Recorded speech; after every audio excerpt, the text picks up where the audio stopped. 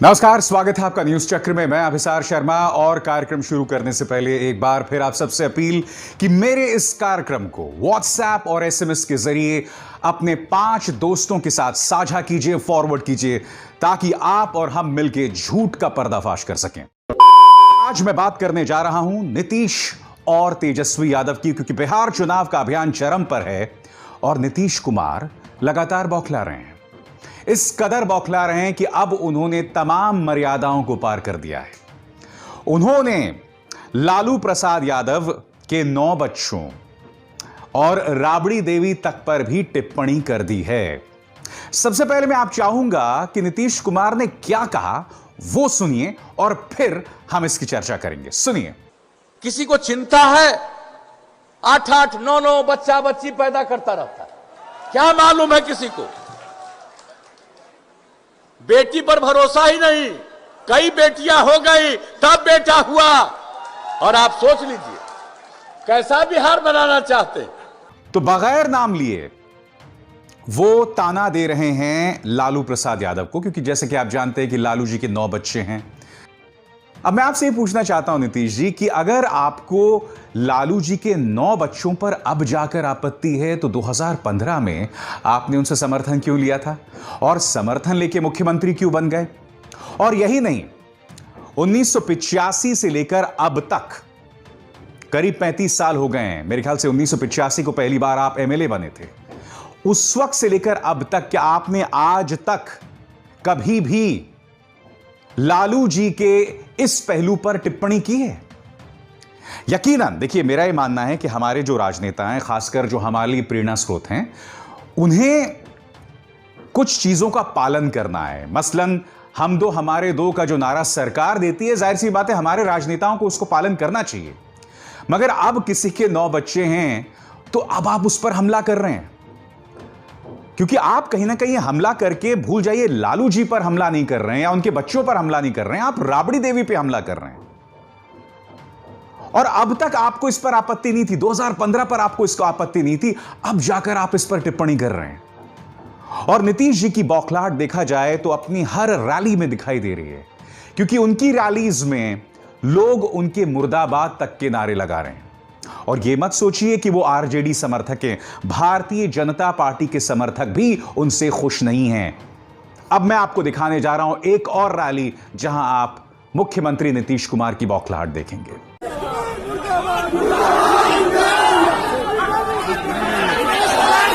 ये मुर्दाबाद कह रहे हो, जिसका जिंदाबाद कह रहे हो उसका सुनने जाओ। अरे जिसका जिंदाबाद कर रहे हो उसको सुनने के लिए जाओ।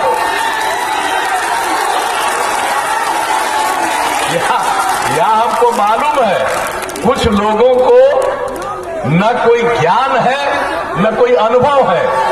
हम समाज को एक करने में लगे, अब वो लोग लगे हुए हैं समाज को फिर बांट दो, फिर झगड़ा। देखा आपने? और मुझे दुख इसलिए हो रहा है क्योंकि देखिए, मेरा यह मानना है कि नीतीश कुमार ने कभी भी किसी पर निजी हमले नहीं किए। उन्होंने कभी भी कुछ मर्यादाओं को पार नहीं किया, कुछ लक्ष्मण रेखाओं को पार नहीं किया। मगर इस बार जो बौखलाहट है वो अप्रत्याशित है। मैंने कभी भी नीतीश जी को इतना नर्वस नहीं देखा, इतना बौखलाया हुआ नहीं देखा। और दूसरी तरफ इस चुनाव अभियान में तेजस्वी यादव जोशीले दिखाई दे रहे हैं। वो ये लड़ाई अकेले लड़ रहे हैं दोस्तों, क्योंकि एक बात हमें पता होना चाहिए कि महागठबंधन में उनके अलावा कोई और चेहरा नहीं है। राहुल गांधी को जितना सक्रिय होना चाहिए उतने सक्रिय नहीं, हालांकि वो 2 रैलियों को संबोधित कर चुके हैं। मुझे ऐसा लग रहा है कि जिस दिन प्रधानमंत्री नरेंद्र मोदी ने अपनी रैली शुरू की थी उससे पहले ही राहुल गांधी को सक्रिय हो जाना चाहिए था, क्योंकि राष्ट्रीय स्तर पर राहुल लगातार प्रधानमंत्री नरेंद्र मोदी, उनकी सरकार, उनकी नीतियों को चुनौती दे रहे हैं। मोदी जी को निशाना बनाया जा रहा है, क्योंकि नरेंद्र मोदी जी भी 6-7 भाई बहन हैं। और नीतीश कुमार जी को तो हमने पहले कहा है कि हमारे अभिभावक हैं, बुजुर्ग हैं, कुछ भी कहेंगे, गाली भी देंगे तो हमारे लिए आशीर्वचन के बराबर है, आशीर्वाद के बराबर है।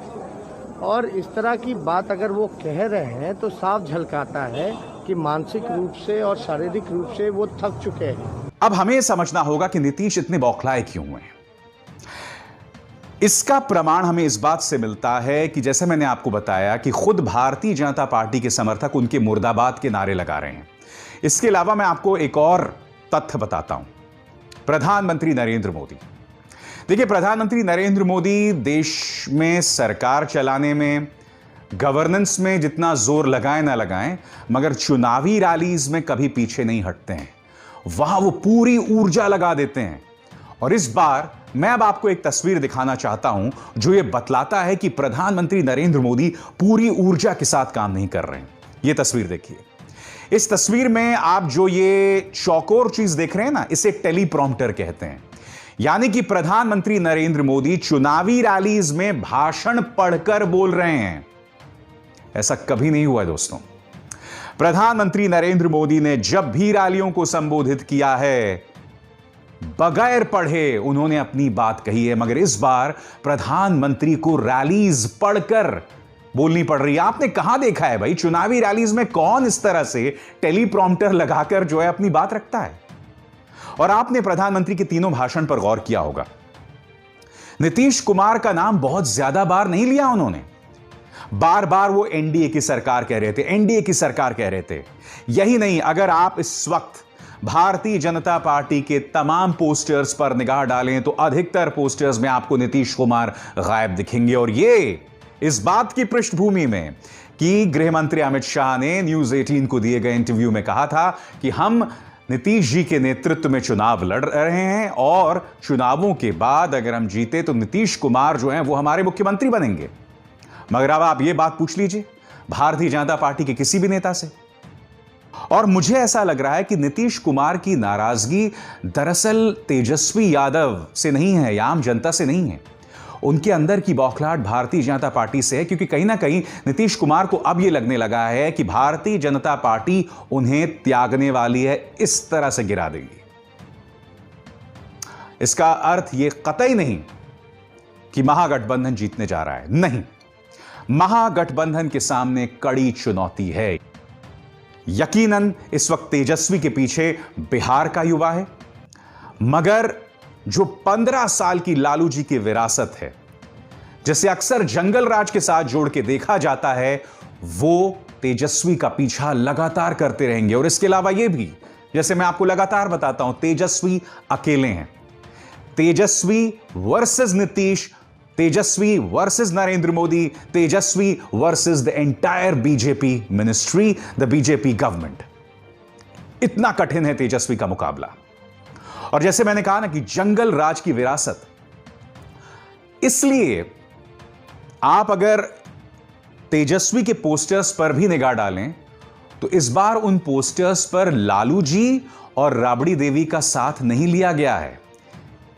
इतनी अहम भागीदारी इनके चेहरे नहीं निभा रहे हैं जितना एक जमाने में निभाया करते थे। इस बार उनकी मौजूदगी कम है, या ये कहा जाए न के बराबर है, क्योंकि कहीं ना कहीं तेजस्वी जो है आम जनता को ये नहीं जतलाना चाहते, ये याद नहीं दिलाना चाहते कि लालू जी का जो 15 साल का राज था बिहार में, उसमें जंगल राज एक बहुत बड़ा पहलू था।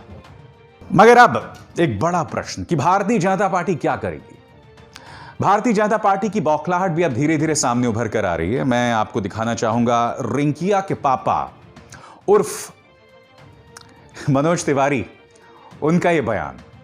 इसमें उन्होंने सुशांत सिंह राजपूत की मौत के लिए कांग्रेस को जिम्मेदार बता दिया। पहले आप सुनिए वो क्या कह रहे हैं, फिर मैं इसकी चर्चा करूंगा। अभी 2-3 महीना पहले अभी एक पाप कैले बा कांग्रेस के लोग, और वो पाप कैले बा कि सुशांत सिंह राजपूत के हत्यारन के बचावे के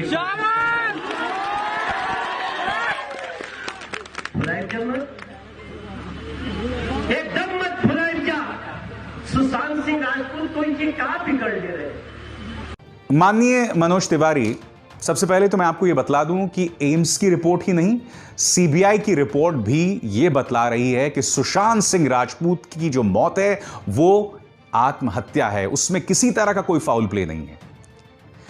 एम्स की रिपोर्ट में स्पष्ट तौर पर सामने उभर कर आ रहा है कि उन्हें जहर नहीं दिया गया है।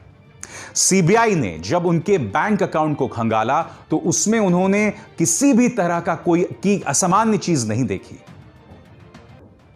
तो जब आपकी अपनी सरकारी एजेंसीज हत्या की बात नहीं कर रहे हैं, तो आप मनोज तिवारी कांग्रेस को इसमें क्यों घसीट रहे हैं?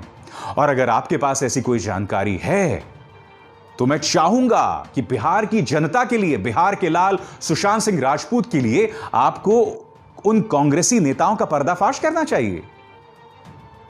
चुनावी रैलीज में अनाप शनाप बकना एक अलग बात है भाई, मगर अगर आपके पास ऐसे प्रमाण हैं मनोज तिवारी, तो कम से कम उन चीजों को लेकर अपनी बात सामने तो रखें। अब सवाल यह किया जा रहा है कि जैसे जैसे भारतीय जनता पार्टी को पता चलेगा कि तेजस्वी आगे निकल रहे हैं, मैं ये नहीं कह रहा हूं कि तेजस्वी जीत रहे हैं, मगर अगर आप इस वक्त तमाम रैलीज पर निगाह डालें तो तेजस्वी की रैलीज में जो जोश है वैसा भारतीय जनता पार्टी या एनडीए के किसी भी नेता की रैलीज में नदारद है।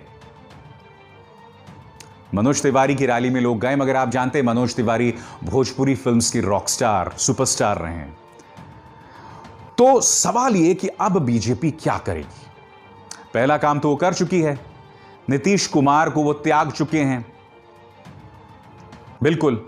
तो एक बात तो ये है, इसके अलावा आपने देखा होगा कि जब उत्तर प्रदेश के भी चुनाव हुए थे आज से 3-3.5 साल पहले, उस वक्त भी आखिरी लम्हों में सांप्रदायिक तौर पर संवेदनशील बयान देना, और इसकी 2 मिसालें मैं आपके सामने देना चाहूंगा। एक तो उत्तर प्रदेश के चुनावों में शमशान कब्रिस्तान का बयान जो प्रधानमंत्री नरेंद्र मोदी ने दिया था, और यही नहीं, जब झारखंड के चुनाव हुए थे तो उस वक्त भी प्रधानमंत्री ने कहा था कि कपड़े देखकर आप पहचान सकते हैं कि नागरिकता बिल के खिलाफ कौन अभियान कर रहा है, कौन प्रदर्शन कर रहा है। तो उस वक्त भी चुनावों को हिंदू मुस्लिम करने की जो है एक बहुत ही चालाक रणनीति थी। बिहार में क्या भारतीय जनता पार्टी ऐसा करेगी? कर सकती है, क्योंकि मुझे आपको बतलाने की जरूरत नहीं है कि अश्विनी चौबे के जो सुपुत्र थे उन्होंने एक रैली निकाली थी और बिहार में एक अरसे बाद सांप्रदायिक तनाव हुआ था। यानी कि 1990 के वक्त भी, 90-91 के वक्त भी, जब लालकृष्ण आडवाणी रामरथ यात्रा निकाली थी और जब उस वक्त के मुख्यमंत्री लालू प्रसाद यादव ने उनकी रामरथ यात्रा को रोककर उन्हें गिरफ्तार किया था, तो उस वक्त भी सांप्रदायिक तनाव नहीं हुआ था।